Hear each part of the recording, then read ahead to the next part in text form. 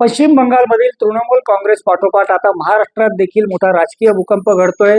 उद्धव बाळासाहेब ठाकरे गटाचे 6 खासदार आजच्या बैठकीला देखील उपस्थित नसल्यानं कुठेतरी आता या ऑपरेशन टायगरवर शिक्कामोर्तब झालंय. आता आपल्या बरोबर बोलण्यासाठी सदाशिव लोखंडे आहेत, जे या शिर्डी लोकसभेचे माजी खासदार आणि वाकचौरे यांच्या विरोधात त्यांनी 2024 मध्ये लढत दिली होती, मात्र त्यांना पराभव स्वीकारावा लागला होता.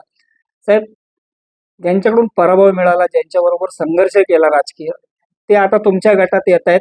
काही चर्चा तुमची एकनाथ शिंदेबरोबर किंवा वरिष्ठ पातळीवर झालती का? या ठिकाणी आमचे नेते एकनाथ शिंदे साहेब जो निर्णय घेतील त्याला मी माजी खासदार म्हणून स्वागत करतो. या ठिकाणी मला असं वाटतं 2014, 2019, 2024 अशा 3 निवडणुका आमच्या एक दुसऱ्याच्या विरोधात झाल्या. 2014ला पराजय केला, 2019ला पराजय केला, 2024ला त्यांनी आमचा पराजय केला. परंतु हे राजकारणामध्ये होत असताना जे विजय ह्या गोष्टी होतच राहतात. परंतु ह्या मतदारसंघामध्ये गेली 15 वर्ष मतदारांनी आम्हाला विश्वासाने मतदान केलेलं आहे. त्यामुळे शिंदे साहेबांचा निर्णय आहे, त्यांचं मी माजी खासदार म्हणून स्वागत करणार आहे. मात्र 2 निवडणुका तुम्ही एकमेकांच्या विरोधात लढला. आधी ते काँग्रेसमध्ये असतानाही तुम्ही त्यांच्या विरोधात होता, आता ते ठाकरे गटात असतानाही तुम्ही त्यांच्या विरोधात होता. मग आता जुळवून घ्यायला अडचण येणार नाही? आता तुम्ही सांगा, ह्या मतदारसंघामध्ये शिर्डी मतदारसंघामध्ये अनेक अडचणीची गोष्ट आहे. 2019ला शिंदे साहेब, वाकचौरे साहेब आणि कांबळे, वाकचौरे आणि मला वाटते आठवले साहेबांची फाईट झाली. आठवलेला पाडला आणि वाकचौरे निवडून आले. आता 2014ला ते काँग्रेसमध्ये गेले आणि आठवले साहेब माझा प्रचाराला आले, मी विजयी झालो. 2019ला त्यांनी पुन्हा आमचा प्रचार केला, ते अपक्ष लढवले. 2024ला ते शिवसेनेचे उमेदवार आले आणि ह्या ठिकाणी आम्ही काम करत असताना माझा पराजय. आठवले असतील, ह्या ठिकाणी RPIचे नेते आहेत, ह्या ठिकाणी त्यांचा पराजय झाला. ते युतीचे नेते म्हणून आमच्या बरोबर आहेत.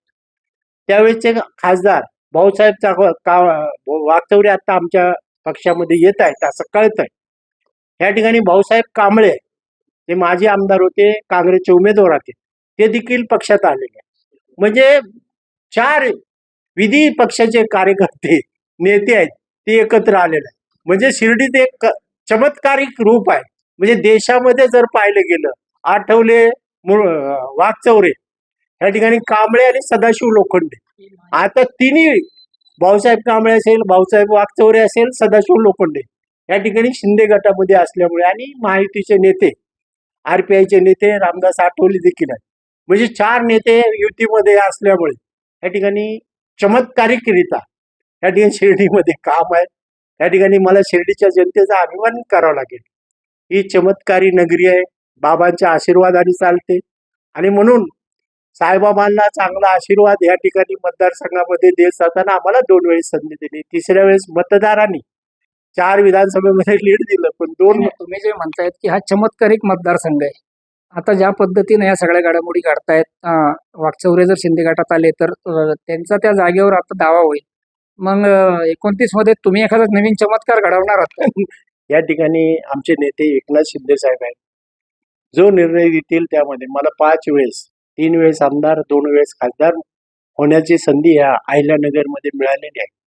त्यामुळे चांगलं काम करण्याची आणि लोकांमध्ये सुखदुःखामध्ये राहण्याची मी माजी खासदार म्हणून प्रयत्न करणार आहे आणि पक्ष संघटना म्हणून पक्षाबरोबर राहणार. उबाटा गटाचे नेते असतील, कार्यकर्ते असतील, यांनी आता इशारा दिलाय की जे गद्दार आम्हाला सोडून गेले त्यांना आम्ही मतदारसंघात फिरून देणार नाही, त्यांच्यावर आम्ही आंदोलन करू किंवा आक्रमकपणे काहीतरी निषेध करू. तुम्ही आता वाकचौरेंच्या सपोर्टसाठी शिंदे गट आणि शिंदे शिवसेना रस्त्यावर उतरल? आम्ही शासन त्यांना मदत करणार आहे. त्यामुळे त्यांची ताकद आणि त्यांचं काम आता ते कशा प्रकारे करतात. मी शिंदे साहेब शिवसेनेचा असल्यामुळे मी शिंदे साहेबांनी जो निर्णय घेतला आहे पक्षात घेऊन त्यांचं स्वागत करणार आहे. आणि निश्चितच जर पाहिलं तर वाकचौरेंनी जरी माझा पराभव केला असला तरी बदलत्या राजकीय या समीकरणांमुळे आता मला देखील त्यांचं स्वागत करावं लागेल, अशी प्रतिक्रिया माजी खासदार सदाशिव लोखंडे यांनी दिली. नितीन ओझा, ABP माझा, शिर्डी. ABP माझा, उघडा डोळे बघा नीट.